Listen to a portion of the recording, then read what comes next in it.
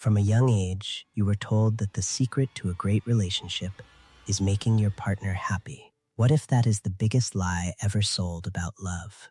What if that belief is the very thing making you both miserable? What if trying to be the one and only source of someone else's happiness is quietly destroying your relationship and your own sense of self?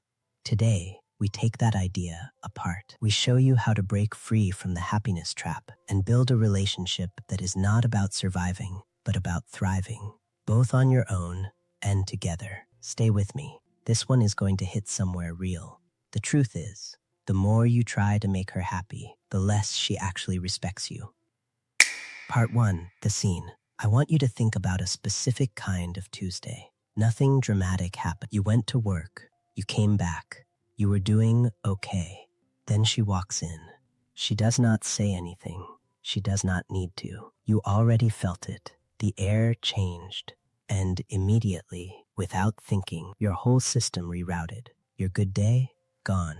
Your focus dissolved. Your plans for the evening canceled. Because now you have one mission. Figure out what is wrong. Fix it. Make it stop. You ask if she is okay. She says she is fine. You do not believe her. So you ask again. You offer solutions. You try to joke, to fix, to smooth it over. And when none of it works, that feeling creeps in. Failure. Not loud, not dramatic, just a quiet, familiar weight. Like you let her down. Like you are not enough. You have felt this before, more times than you can count. And here's what I need you to understand right now. The more you chase her mood, the more you lose control of your own. And the worst part? You think that's what love is supposed to feel like. Part 2, the hidden signal. That feeling has a name. Psychologists call it emotional over-responsibility. It is the belief, buried so deep you have never questioned it, that her emotional state is your fault. You weren't taught how to understand emotions. You were trained to control them, especially hers. Every time her mood drops, your nervous system reads it as a threat. Not an inconvenience, not her bad day, a threat to you, personally. And you did not choose this. This was installed. By every movie that showed a man winning his woman back with a grand gesture. By every joke that said, happy wife, happy life. By the way men are taught, from the time they are boys, that their worth is measured by what they provide. At some point, that provider instinct leaked into the emotional world. Now you are not just providing money or safety or stability. You are trying to provide happiness. And happiness is the one thing no person can manufacture for another. Now here is the part that might surprise you. I will explain this fully in a moment. But stay with me. This pattern does not just exhaust you. It also repels her. I know that sounds backwards. You are giving everything. How is that the problem? Hold that. We are going deeper. Part 3, the psychology. Here is what is actually happening in your brain. For tens of thousands of years, men were wired to protect. If something was wrong, you fixed it. If someone was in danger, you moved. That wiring kept your ancestors alive. The problem? Your nervous system cannot tell the difference between a physical threat and an emotional one. So when she is upset, your brain fires the same signal it would if a predator was circling the camp. But no one told you this. Emotional problems don't get solved the way physical ones do. And every time you try, you make it worse. Researchers call this action empathy. Instead of sitting with her pain, you try to eliminate it. Because sitting still, doing nothing, feels like failure to a man built to act. There is a second layer most men never see. You were probably taught, directly or by example, that emotions are dangerous territory. Man up. Do not cry. Be strong. So your own emotional world is foreign. You never got a map. Then you enter a relationship with someone who expresses emotion openly. And it does not just confuse you. It activates the feelings you have been suppressing your whole life. So you do the only thing you know. Fix, act, perform. Here's why this repels her. When you go into fix-it mode, she does not feel understood. She feels managed, like a problem you are trying to close. You are not giving her space to process her own experience. You are taking over. Over time, she stops bringing you her real feelings because she knows what is coming, not presence, problem solving. The more you try to save her, the more she stops seeing you as someone strong enough to stand beside her. You are making it worse, and deep down, she starts feeling like she has to handle her emotions alone. Part 4. Escalation. And this is where it gets dangerous, because this pattern does not stay contained. It spreads. First you lose your time, then your hobbies, then your friendships, then your sense of who you are outside this relationship. One day you wake up and realize you didn't lose her. You lost yourself trying to keep her. And when you lose yourself, she stops feeling your presence. The resentment starts small, a flicker of frustration you talk yourself out of. She is just going through something. It is not that bad. I should be more patient. But the flicker becomes a simmer, and the simmer becomes something you carry all day. You feel burnt out. You feel invisible. You feel like you are giving everything, and it is never enough. And the worst part? You do not even have the language to explain it, because men are taught that naming emotional exhaustion is weakness. So you keep going, quieter, emptier, more alone. Most men never see this pattern. They think the problem is her mood, or the relationship, or that they chose the wrong person. They leave, they find someone new, and within 6 months, the same dynamic is back. Different person, same trap, because the problem was never her. The problem was the belief. Part 5, the enemy. Let us be exact about what the enemy is here. Not her, not the relationship, not emotions. One belief. The belief that your value as a partner is measured by her emotional state. It rewires your behavior, it distorts your decisions, and it quietly destroys your self-respect. It is why you apologize for things that are not your fault, just to make the room livable. It is why you abandon your own needs the moment she is upset. It is why her bad day becomes your bad day. Her anxiety becomes your anxiety.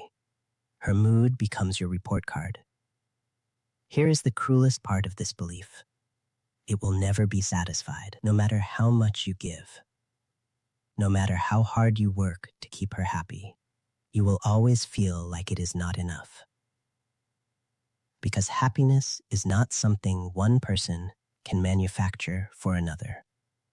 It never was. You have been trying to fill a hole with the wrong tool your entire adult life, and no one ever told you.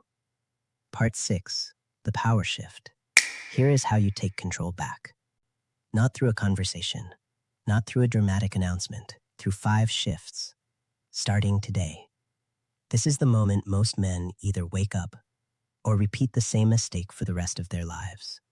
Because if you don't fix this, it doesn't matter who you date next.